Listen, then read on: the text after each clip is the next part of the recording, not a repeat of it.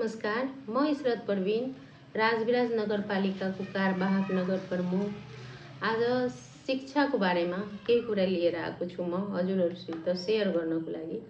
जिल्ला शिक्षा विकास तथा समन्वय इकाइ सप्तरीमा आज मिटिङ राख्नु भएको थियो उहाँको प्रमुखले र त्यसमा जाँदाखेरि उहाँहरूको 9वटा एजेन्डाहरू थियो र त्यसमध्ये एउटा एजेन्डा 2 नम्बरको एजेन्डा अनुमति नभएका विद्यालयहरू बन्द गर्ने सम्बन्धमा। त्यो एजेन्डाहरू हामीले धेरै लगभग एजेन्डाहरू हामीले आफ्नो नगर शिक्षा समितिबाट पनि पास गरेका छौं। अनुमति नलिएका या दर्ता नभएका विद्यालय सञ्चालन हुँदा धेरै गम्भीर समस्या आउन सक्छ।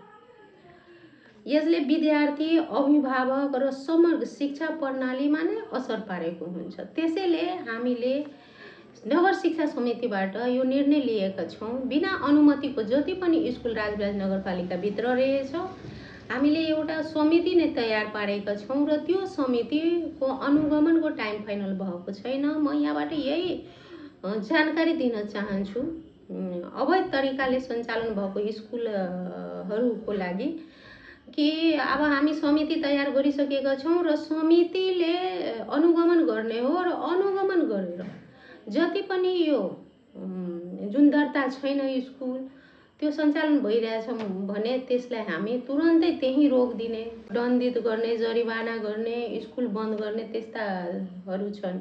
यो शिक्षाको लागि यसको कुनै बेस छैन कि हामी यसरी चलाइरहेका छौं भने एकदम अपराध हो। यो के भन्छ तुरन्तै छिट्टै बन्द हुनु पर्यो र म अहिले यो भिडियो मार्फत जानकारी पनि दिन चाहन्छु हामीलाई शिक्षा सुधार गर्नुपर्छ र शिक्षा सुधारको क्रममा दरबन्दी मिलानहरू त्यो पनि हाम्रो सबै डाटाहरू आइसकेका छ। अब हामी त्यसतर्फ जान्छौं र सबैजनालाई यही अनुरोध गर्न चाहन्छु तपाईहरु पनि सहयोग गर्नु।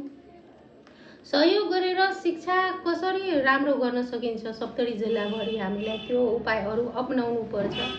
आज यहाँ समन्वय इकाइमा जुन बैठक थियो त्यहाँ हाम्रा 18वटा गाउँपालिका नगरपालिकाका प्रमुखज्यूहरूलाई पनि आमन्त्रण गर्नुभएको थियो उहाँले। तर आजको अवस्था 2-3 जना मात्रै हामी थियौं नगर प्रमुखहरू र म यही भिडियो मार्फत भन्न पनि चाहन्छु कि यस्तो शिक्षा सम्बन्धी यदि बैठक हुन्छ त तपाईहरु आउनु, हामी सबै मिलेर यो जिल्लाको शिक्षालाई राम्रो तर्फ लैजानको लागि हामी सबैको सहमति जरुरी छ। होस् जो जिल्लाभरि नै लागू होस् र त्यसमा हामी सबै मिलेर त्यो निर्णयहरू पास गरेर हामी सँग मिलेर काम गर्छौं भने अझ राम्रो तरिकाले हुन्छ।